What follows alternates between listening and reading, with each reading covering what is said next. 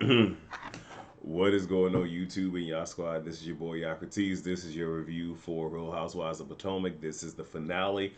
Really quickly, like I said, y'all can't hear it because I didn't got my voice back, but your boy's been sick this week because this week last week I should say, I meant to really give y'all Miami. Y'all gonna get the Miami reviews, dang that, but y'all just got to be patient. But I'm my mother's husband caregiver, so like that's my job. I still like she's my landlord as well, so I live on the second floor apartment. She's in the first floor apartment, and it's very comical to me how she spends more time around her husband and he don't get sick. I spend very minimal time around her and I get sick.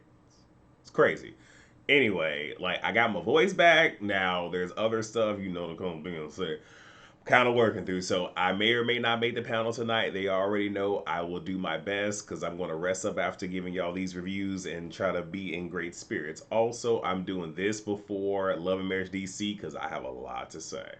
And we're going to be on that video for a while. With this video, the review itself is not going to be long, but it's going to be a nice size video because I want to talk about the season and how I'm just disappointed. Anyway, let's go. So we start off with Ashley. She's doing a dinner date with Dean. I guess Dylan, y'all know my boy. I guess he's with Gargamel, but Dean is cutting the food. Don't want to keep his shirt on. He was channeling his inner Petey Pablo, wanted to, twist his shirt around his head, but he calms down somewhat. Ashley talks to Dean about did he like running around in the big house. So we find out that there is a house. She found it. Her and Michael bought it in the LLC, and the mortgage is 13,000 a month. She don't know who gonna pay it. Whatever. I also put in my notes like to wipe the baby nose because you could see or something like right there on the nose, and I'm just looking at that. She's like, "See, you didn't want them babies. You want no, yeah, we are not doing that." Anyway, she calls Sheila, and we find out that Dean has been calling out for Gargamel, and she feels that her children may blame her for, their lives being flipped upside down. We shall see. We get Karen. She FaceTimes Mia. Mia downloads her on the bachelorette party. Karen wants to know, okay, Mia, you're telling me all this, but did you defend me? No, she didn't. And Karen says she's going to put her own time out. And here's the thing, I understand that wholeheartedly because on one end, I understand Mia, being a friend. I was there. I heard this. Let me tell you, so you're not blindsided. But the problem that I have with all that is, yes, you're bringing this back to me because I've always asked somebody if you come back telling me what somebody said. Okay, what did you say? Because I really want to know what did you have to say. It's one thing to sit there and get all the tea and everything cool, but what did you say? And that speaks volumes. So now we get Robin with her parents. She gives them a tour of the house because they haven't been there since they've finished everything up. Her mom is saying how she don't like curtains on the floor. It's cute, but I would have told her you don't live here. Good look, it's one of those where I get it. Parents are like that, where they see your stuff and they tell you what they like and what they would envision, how they would do stuff. This ain't your house. Keep that to yourself. But again, y'all know I'm a spitfire. That's just me. Whatever. They talk about Jamaica, her getting married. Her mother feels away, but the father understands. Robin says, if I were to him like Charles, then that means that because y'all feel with it, that means that the siblings gonna be upset, and this person and that person, whatever. But again, they understand. They don't like the decision. Mia and Gordon, she's at a doctor's appointment. We find out that they've ruled out anything that is life threatening, but she still has swollen lymph nodes, and she was said that she has sarcoidosis. I don't know what it is. I don't feel like researching it because I don't care. But it seems like there's no future of it in the future. It appears that it's some type of skin disease, but that's it. It could be a rash. And she's supposed to get a chest x-ray next and get a checkup in the month. Giselle with her daughters at an ice cream shop. She talk about Steve. I don't care because we ain't seen Steve this whole dang on season. Her kids don't care. I don't care. She tells them that she's getting surgery. Cool. We get Wendy. Wendy ain't give us nothing. All that happened is Karen downloaded Wendy on what happened. Wendy quoting Dr. MLK. We moving on. We get to Candace's video shoot. Look, y'all see what just happened, right? Okay. So Giselle comes in, touches Chris, speaks to him. But she feels that a conversation needs to be had because, again, she needs to close this thing up because you ain't had a storyline this whole damn season. And the storyline you could have had, you chosen not to have it. Chris tells us that he don't feel an apology is needed because, in essence, yes, an apology would just smooth things over and we could move on past it. But I ain't do nothing wrong, and I'm not going to apologize. And for those who know anything about business, one thing about in businesses is if something does happen, unfortunately, you never apologize because when you apologize, even if it's just, oh, I'm so sorry, da da da, then that's almost like an admission of guilt, and that can be used against you in the court of law. I'm just saying it sucks, but that's what it is, right? Right. What else do we have? The Jasmine brand is there. Shout outs to them. Candace is asking her manager, okay, like what is going on? Is there going to be an announcement of my presence? Blah blah blah.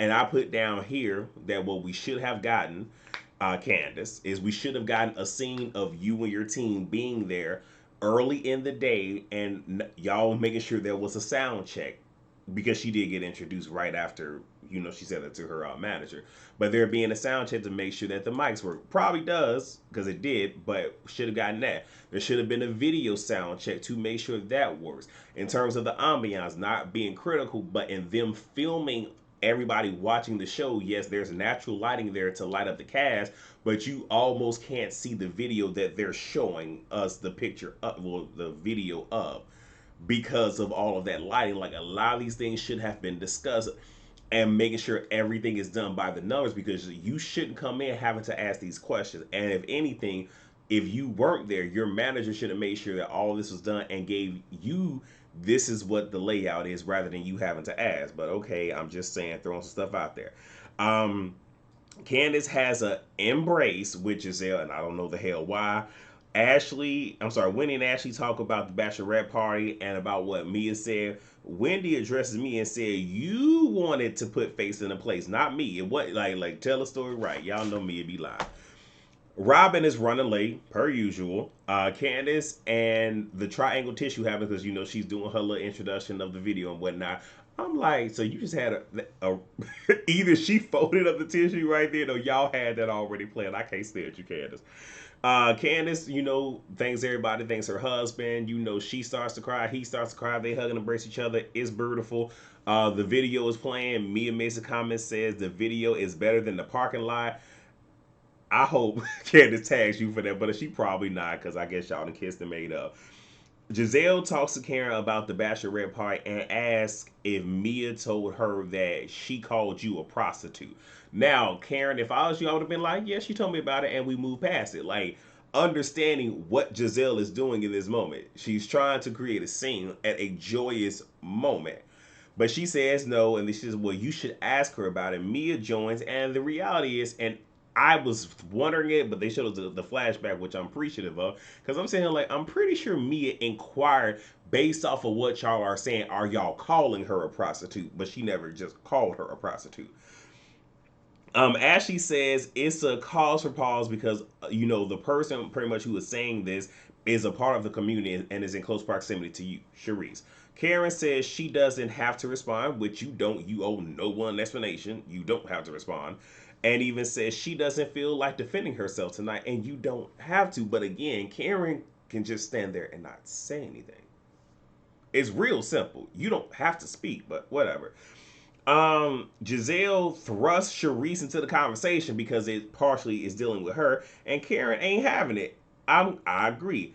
Karen and Ray leave for a date but are stopped by Mia. I'll get to that momentarily. Giselle hugs Candace and inquires why she hasn't spoken to Chris.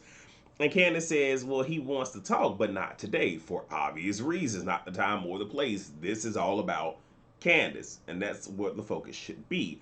But again, they know this is the last time that they're shooting, so they should already know what it is. So Mia asks Karen if she knows the owner of blank, because we don't hear the restaurant. She says no, and then Mia's like, well, someone said that you were dating that person's best friend, and then y'all went to Vegas and had relations in the bathroom. Karen says she's choosing not to engage. Mia tells us that, she, has heard this before Charisse brought it up, so you can't put everything on her. And Karen says, look, it's not true. and then her and Ray leave. Now, I believe this happened at Robin's proposal. Well, Juan proposing to Robin. Because if I'm not mistaken, that is when when Chris Bassett and Gargamel got into it, and the whole thing. I believe that was that season 5? I think it was season 5, and some stuff happened, and Karen decided to leave. So. This is like the second time Karen has done that at a finale. Candace gives a love speech, and based off of that speech, this is where the episode should have ended, but it didn't. Why? Because Ashley speaks to Candace and wants to know if she can speak to Chris, and Candace feels like Chris doesn't want to do it because he doesn't want to take away from tonight, and tonight being about me. Ashley thinks, well, I'm an adult, and beeline straight for Chris. And brings up, him posting this tweet saying that she will be sorry. Now, Chris, let me talk to you right quick. First and foremost, part of this is on you. Because when Ashley and your wife were beefing back, I believe it was last season. Was it last season? Yes, it was last season. In the earlier parts, that vacation, I believe that Wendy did, if I'm not mistaken. And you decided you want to sit here and broker peace, and you're talking to her, saying how this is what this is, and da da da da. Which again, you can have your own mind, but bro, you married. You supposed to have a united front. So the fact that you even left that door open, yeah, here we go. This is her literally walking through the same door that you had open. And Chris, begins to set it up like, well, if the tweet that I said upset you, but he never got to a resolution on that. But he said the tweet is because I'm being accused of grabbing somebody, and I didn't do that. It's messed up. It's disrespectful. If you are going to lie on me, you will be sorry. Understandable. And he says because he will do something about it. And then he apologized to her, not for the tweet, but for pretty much using profanity and coming out of character. But he says he's angry. Ashley says some of some of his actions were questionable. Here's the thing: you did not see your friend and him interact with each other. You're going based off of what your friend said, which is understandable. But again, there's cameras there, so it could have been you just wait. But you saying that his actions were questionable, that's also tying into what Gizzard is sitting here telling you. So again, Ashley is full of bull. And I also want to say, I know some people are going to ask, why were both of them there? And at this event, because I know a lot of people will go back to season 5 and Monique not being at the last event. Monique chose to put distance between herself and the cast, just to make sure there wasn't nothing else that anybody could say. And with something such as this, yes, Candace could have, but this is truly a group event. This is the season finale. So yeah, she was gonna have to make something shake. But if it was up to me, I would have just been like, well, y'all can dock my pay for this scene, but these people ain't coming because no. But because I'm still just trying to figure out why were they there. And Ashley, again, Ashley and the friends to no one, but again, she's there. They'll create a show and whatnot. Chris is done. He leaves. Candace lets us know there will no longer be any seeking of a friendship between her and Ashley. Ashley doesn't know what she did wrong. And now we get the wrap up. So what I'm gonna do is I'm gonna give y'all the wrap ups, and then I'm gonna tell y'all how I felt about this season and how things could have been better, but based off of the trajectory that Potomac has given us, where we might even end up next season. So Ashley moved into her house in October. Cool. Now Candace is doing a little mini tour, but Chris no longer works at the hotel. I would like to think this probably has something to do with what both Ashley and Giselle had said. Because I'm pretty sure once the show aired and the hotel caught wind of it, I'm pretty sure something came down the pipeline. Because people can get as mad as they want to, but this kind of goes back to what happened with Portia and Candy. Where Candy whole thing is, this lie that you put out there could have ruined my life and my businesses. And to a certain extent, it was messing up opportunities because you got people calling me P.O. Cosby and all this other stuff. So this might be what happened with Chris, is that he was probably let go because of these allegations in the hotel, not wanting any of that connected to their brand. Karen is expanding her Ladam show. Giselle has surgery. Wendy has prioritized her health. Mia lost control of her finances, and her and Gordon moved out of the Potomac house. And Robin didn't get the prenup, but she got married in Maryland. So when it comes to the show, I'm like, it's very clear that how last season was and with this season, it's very much introduce your storylines that you have. That's the beginning. The middle part is nothing but drama because we're not even touching what your organic storylines is supposed to be, but this conjured up mess. And then we're going to wrap it up with a nice little bow at the end. And that's very tiresome. So you have Ashley, her storyline when it comes to her and Gargamel. The reality is, it looks like to me that Michael don't want to shoot, and this was a good way for them to not shoot, but her still be paid and all this other stuff. But we really didn't see a whole lot. The most we saw was her looking at a house with her brother, her talking to Uncle Lump Lump, and her speaking with someone about, the dissolution of the marriage and, possibly buying a house in the LLC. We really didn't get any, and then also the news breaking, which was enough there, but it's still, there were a lot of holes and so much more that we could have gotten that we didn't get. Because what happened is, yes, there was a somewhat of an organic storyline between her and Candace trying to become cool and then hitting her with the 1-2 punch. Hey, my friend said this. Then we got Candace, where hers is, re-releasing Deep Space and her doing egg retrieval. We could have gotten more of seeing Candace work more to, meeting with her management team and getting certain stuff set up for an upcoming tour, seeing her in practices and whatnot. A whole lot more of that behind the scenes. And we only touched, the IVF because once all the stuff happened with Chris, it was a fallback. And I'm pretty sure Candace just kind of rolled with the punches of what was going on with Chris because this is what's juicy. But again, this show, Candace is using it to, launch her, career, not just in singing, even though singing is the primary thing, but she is a budding actress. So we could have gotten more there, but we didn't. But again, this rattled her and shook her family. So I understood why we really got that, but we could have gotten more. But again, I'm not gonna come down on Candace too much. But the reality is, this overshadowed what was really going on with her. Karen ain't had a storyline. Got it. You got a business, this, that, and third, but you ain't got nothing. Karen's whole thing was, kind of being in both Ashley and Robin's business and trying to pull something out of there, but not really having nothing. Her one Ladam show, cool, whatever, but not really her doing a 4-week. Okay. You being allergic to chicken. Okay. And it's one of those where, and again, you can still be in the title credits. You can just be a friend of the show without being a friend of the show. I don't know. It's just a lot of it. Karen had a lot of stuff that never really came into fruition, to be honest. And things did not get interesting with her until the very end. And the reality is, Karen could have just taken a season off or just played a friend of, but we really got nothing from her. Giselle, creating drama, playing producer, and hopefully the little stunt that her and Robin Poole's come back about her in her fourth point of contact. Because here's the reality: you dating somebody, though we really don't care. We could have solved the budding relationship, but we didn't see that. You going through the issue with the fibroids.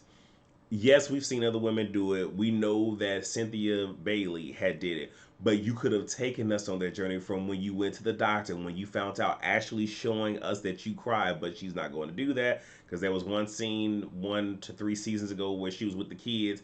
She got choked up. She walked off. She was still being recorded, but her back was to the camera. She did her little crying, gathered herself, and came back. But you could have gave us a real moment and showed us how you're going through it, not just going through it, but you have 3 daughters, how you're going to break it to them, and how you're going to do this, and the preparation.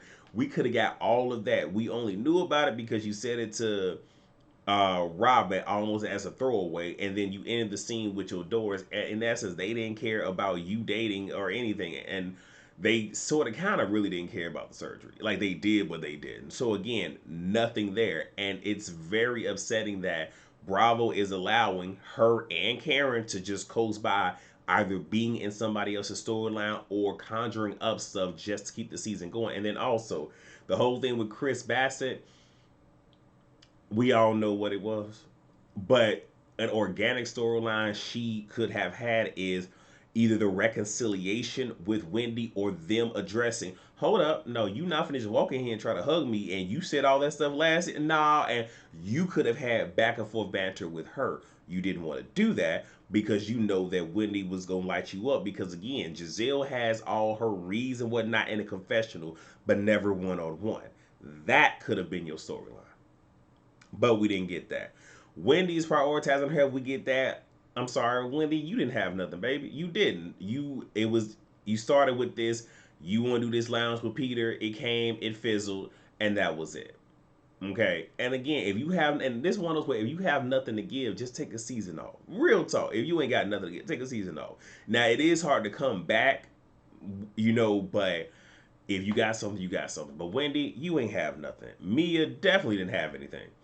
And when it came to her health, again, kind of mirroring what I said when it came to Giselle, if you would have showed us all of the moving pieces, even with them saying you just have a skin rash, it's anticlimactic, but we could have saw the journey. Because there's a lot of people where stuff goes on with many things. Oh my gosh, I might have this. And then it turns out you don't, but you get to go through the motions and see how this person is internalizing and how they're having to still manage their day, be there for their children, run a business while in the back of their minds, I could have a debilitating disease that can really come and just shake up my whole world. But I got to keep moving for my kids. I got to keep moving for my family. We could have got that. We didn't get that. And then Robin. Now, everybody talked about Robin. I just chose to let it go and wait. But the fact that we get this BS wedding at the very end, you didn't do it in Jamaica. And if Robin played her cards right, she could have actually had either like a one episode mini special, them rushing to the altar. It would have been, I wouldn't have watched it because I literally fast forwarded through her whole last scene. But it would have been nice. It would have been cute. And had she revealed that Robin was entertaining somebody rather than us seeing it at the very end, and you could tell that was a spliced in real quick shot of the black and white text, it was last minute because they just found out about it when we did. But had you brought that up on the show, which one would not have wanted to film, and we know it. But she could have been like, yeah, this was going on. I didn't want to reveal the last, season, but that was why I was depressed and I couldn't get out of bed, because I'm having to deal with him entertaining somebody else. And it's because of this that I'm thinking about, what, maybe just maybe we should have a prenup to protect me because I mean, if he's doing it while we're engaged, he could be doing it after we get married. And you could have went through all of that and then in questioning, maybe we shouldn't have the wedding or because I'm unsure, maybe it shouldn't be a big one. We could have got all of that. And you could have had everybody behind you and championing you. But that didn't happen. We didn't get it. When I tell you, was this season entertaining? Yes. But was it a wash? Most definitely. Because it got dark for no reason. But that's it. I gave y'all the best that I got. And I need to rest my voice because it's about to go out. And I still got to give y'all Love and Marriage DC, which is about to get all of my time and my energy. Because when I tell y'all I got more notes for that than I did for Potomac, oh my gosh. Y'all might just get the video tomorrow. I don't know. But expect it. So with that being said, that is all that I have, you all. I need to check the group chat because I believe that the panel is going to be on. Yes, it will be on Josiah's channel tonight. So make sure you all there at 8:15 Central, 9:15 Eastern. Again, I will do my best to be there, but if not, they will carry it on without me. They don't need me. I'm just a nice, I'm like the little sprinkles on top of the sundae. That's me, just a little extra. But yes, that is all that I have. So please rate, comment, subscribe, and share. And I will see you all for, Love Mesh DC. Peace out.